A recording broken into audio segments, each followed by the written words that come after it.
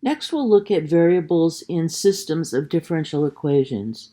I hope you solved this system before you started watching this video. If not, I'd really encourage you to pause the video right now and go ahead and do that. Okay, so I'll assume that you have a good idea of how this system is solved. But before we get to that, let's take this matrix representation of the system. Let's take this matrix equation and decompose it into the system of two equations. So I call this one, the green one, I call a matrix equation because it is an equation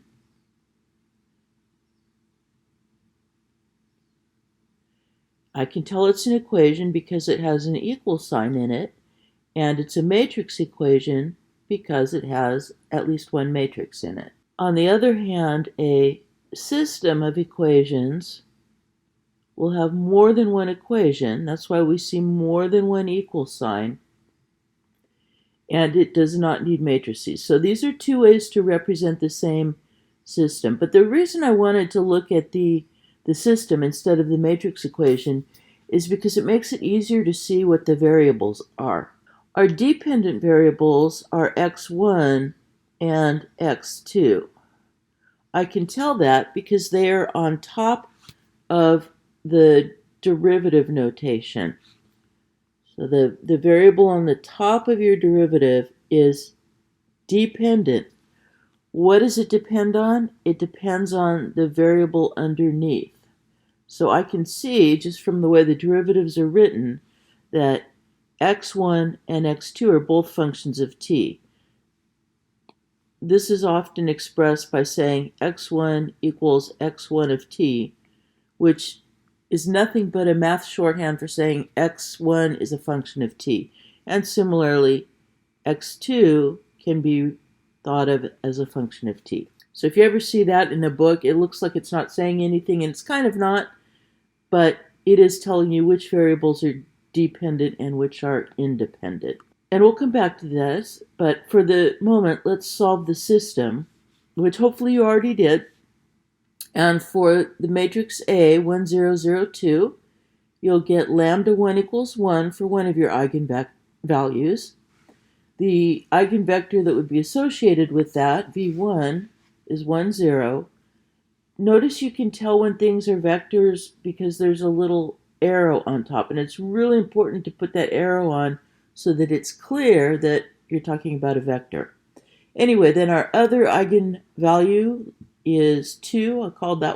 I happen to call that one lambda 2, and the associated eigenvector v2 is 0, 1.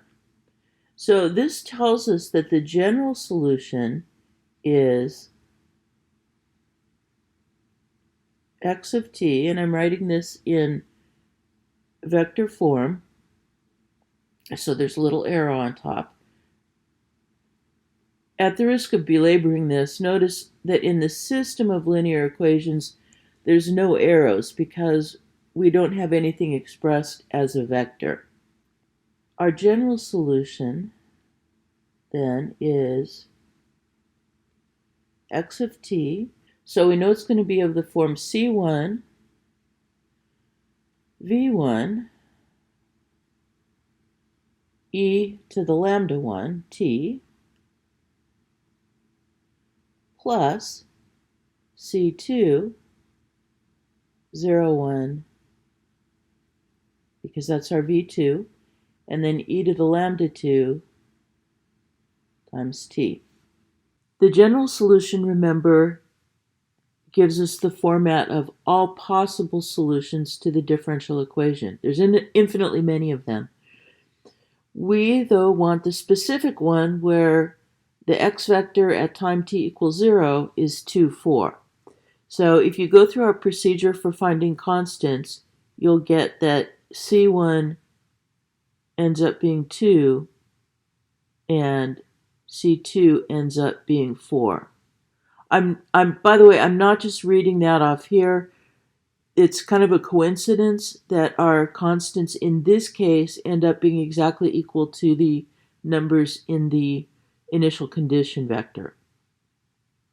And again, I'm assuming you've solved this on your own, so hopefully you know how to get those. If not, please get some help from me. So the specific solution we're looking for then is the x vector at time t will be 2, 1, 0, e to the t plus 4, 0, 1, e to the 2t.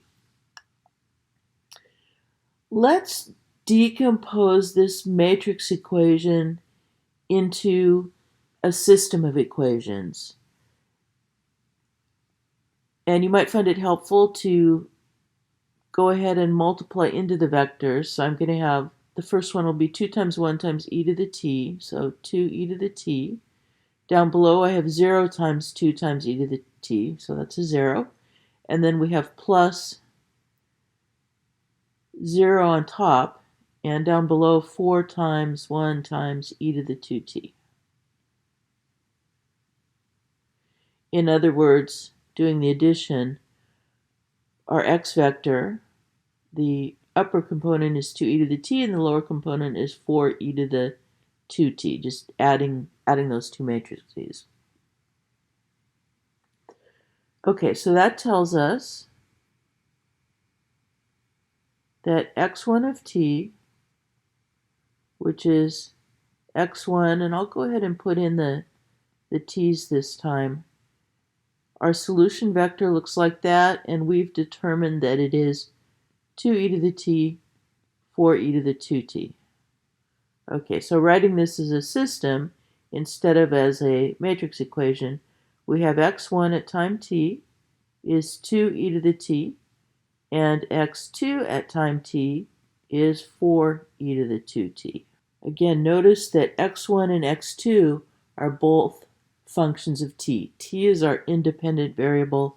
x1 and x2 are dependent. They depend on t. I hope I'm not belaboring this too much, but it's really important to understand which variables are which, and we'll see why in the next video.